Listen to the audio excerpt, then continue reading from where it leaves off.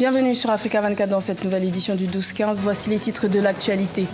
L'appel à la prudence face à d'éventuels actes terroristes émis par des diplomaties étrangères à l'égard du Rwanda déplaît aux autorités rwandaises. Le gouvernement a tenu à rassurer en faisant une mise au point sur la situation sécuritaire du pays. Le Tchad s'engage dans une politique de modernisation de son secteur pastoral, un moyen de profiter de la richesse de ses ressources animales et de ne plus dépendre du pétrole pour faire carburer son économie. Et l'archipel des Comores fait partie des pays touchés par le cyclone Kenneth, un intempérie qui a provoqué des pertes en vie humaine et des dégâts considérables. Les associations sont à pied d'œuvre pour aider les populations comoriennes sinistrées.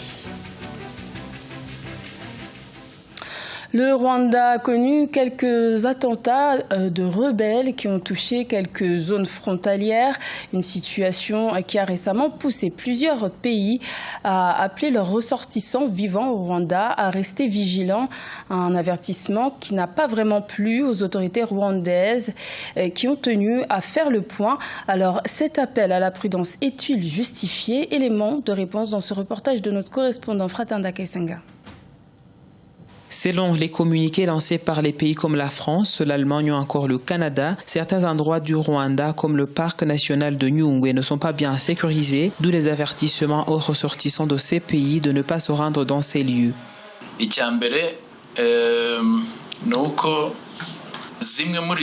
Il faut bien comprendre que quelques-uns de ces avertissements sont basés sur les rumeurs qui ont été propagées par quelques rebelles. Quelquefois, ces rebelles disaient à tort dans les médias étrangers qu'ils contrôlaient quelques localités du Rwanda et que les touristes ne devraient pas s'y rendre. Tout cela était faux. Pour apporter plus de précision à ce problème, le ministre rwandais des Affaires étrangères et de la coopération internationale a rassemblé tous les diplomates étrangers vivant au Rwanda, après quoi il a répondu aux questions des journalistes. Pour lui, le pays est sécurisé. Tout d'abord, la sécurité au Rwanda est bien assurée. Que tout le monde, le touriste, le Rwandais ou n'importe quelle personne sur le sol rwandais se sente en sécurité, ainsi que ses biens. Depuis 2018, le Rwanda fait l'objet d'une série d'attaques, notamment dans la région du sud-ouest du pays. Selon les autorités rwandaises, l'un des cerveaux de ces attaques a été capturé récemment et sera poursuivi par la justice. Également dans l'actualité, c'est un accord politique qualifié d'historique au Mali. Le nouveau Premier ministre Boubou Cissé, en poste depuis le 22 avril 2019, a orchestré la signature ce jeudi 2 mai d'un accord entre le pouvoir en place, une partie de l'opposition ainsi que des ex-rebelles à Bamako, capitale malienne. Cet accord porte notamment sur un dialogue inclusif pour sortir le pays de la crise et pour l'apaisement du climat social. Une entente qui est censée poser les bases d'une collaboration dans un gouvernement d'ouverture dont la composition pourrait être connue ce vendredi. La capitale burkinabé, Ouagadougou, a accueilli ce jeudi 2 mai un sommet extraordinaire du G5 Sahel. Une rencontre présidée par le chef de l'État burkinabé, Roch-Marc Christian Kaboré, et qui a aussi connu la participation de la chancelière allemande, Angela Merkel. La crise libyenne était au cœur des échanges. Ange Niomigno. Le président du Burkina Faso, Roch-Marc Christian Kaboré, met en cause les grandes puissances dans la déstabilisation de la Libye, qui est aujourd'hui l'une des causes du terrorisme dans le Sahel. Selon le chef de l'État burkinabé, si des questions comme celle libyenne ne sont pas résolues, les efforts de lutte contre le terrorisme resteront vains. Nous avons demandé aux grandes puissances, puisque c'est eux qui ont déstabilisé la Libye et créé cette situation, de prendre leurs responsabilités pour régler cette question. Il est clair que la vision africaine qui était au départ, à travers l'Union africaine, de rechercher les voies internes pour solutionner la question libyenne a été balayée d'un revers de main. Le président burkinabé a tenu ses propos lors d'une visite de la chancelière allemande Angela Merkel dans le pays. Pour la dirigeante allemande, les pays européens doivent consentir plus d'efforts pour aider les pays du G5 Sahel à lutter contre le terrorisme. Une autorité donc de l'envergure du chef de l'État burkinabé, celle a le courage donc de leur dire en face, c'est bien, mais seulement ça ne change pas grand-chose, puisque la politique donc d'expansion continue, il faut que les pays des G5 mutualisent leurs forces d'abord, quitte à ce que éventuellement ceux qui veulent nous viennent en aide. Toutes ces questions liées à la sécurité ont été abordées lors du sommet extraordinaire du G5 Sahel qui a réuni les présidents burkinabés, maliens, nigérians, mauritaniens, tchadiens et la chancelière allemande. Dans le reste de l'actualité, la journée mondiale de la liberté de la presse est célébrée ce vendredi 3 mai. L'occasion pour l'organisation non gouvernementale Reporters sans frontières de dresser un état des lieux de la situation du journalisme dans près de 180 pays. Et pour l'édition 2019, la liberté de la presse dans plusieurs pays africains semble inquiétante selon l'ONG. L'hostilité à l'encontre des journalistes relayée par des dirigeants politiques susciterait des passages à l'acte plus graves et plus fréquents, provoquant un accroissement des dangers. Le Tchad veut profiter de ses ressources animales estimées à plus de 100 millions de têtes de bétail. Le pays mise sur la modernisation de ses filières pastorales pour mettre en œuvre sa politique de diversification de l'économie, une économie qui a longtemps été dépendante de la manne pétrolière. Reportage de notre correspondant Mahamat Ramadan, commentaire Marcel Farba-Mahoun.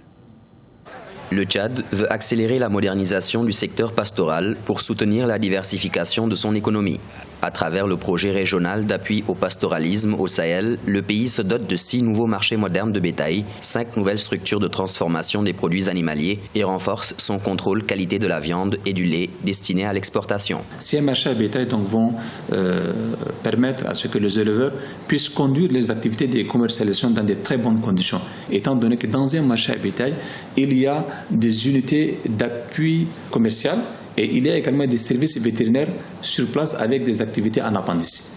Donc il y a un lazaret pour les risques des animaux qui peuvent tomber malades. Donc on doit également savoir les mettre en quarantaine. Donc ce sont des marchés types qui permettent donc de soutenir la faisabilité opérationnelle de la commercialisation.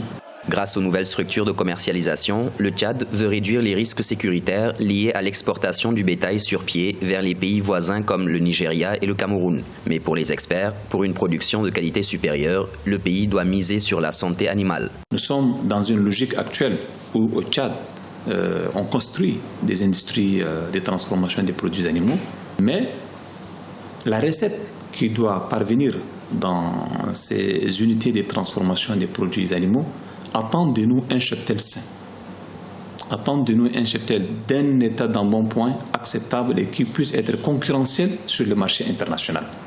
Et dans ce contexte précis, nous devrons maîtriser la question de la santé animale. Et le PRAPS s'investit beaucoup plus dans ce domaine de la santé animale. Pour rappel, au dernier recensement général de l'élevage, le Tchad comptait environ 110 millions de têtes de bétail, mais le pays manque cruellement de structures de transformation des produits pastoraux. Élan de solidarité aux Comores près d'une semaine après le passage du cyclone dévastateur Kenneth. Le dernier bilan fait état d'au moins 5 pertes en vie humaine et de plus de 40 000 sinistrés. Et ce sont près de 10 millions d'euros de dégâts qui sont à déplorer. Un impact considérable pour cet archipel de plus de 800 000 habitants. Zahra Mamenoutiou. Ici, des toitures arrachées et des arbres qui jonchent les routes. Et un peu plus loin, des installations électriques endommagées. Rares sont les villes de l'archipel à avoir été épargnées par le cyclone Kenneth, passé sur les Comores dans la nuit du 24 au 25 avril. Il a fait au moins 5 morts, 182 blessés et plus de 40 000 personnes sinistrées, principalement sur cette île de la Grande Comore. Ici, les bénévoles des associations tentent de mettre en place un plan d'aide d'urgence avec comme première cible les femmes enceintes et les enfants. Il y a eu l'association Moroni-Nour qui m'a contacté pour venir entreprendre cette action avec un chèque de 1 000 euros qui m'ont envoyé, avec qui on a pu faire les achats à AGK. Ces associations, l'unique aide à laquelle les sinistrés ont accès. La population déplore le peu d'implication des autorités officielles. Le gouvernement qui a acté en Conseil des ministres une cotisation obligatoire de 10% sur les salaires des fonctionnaires.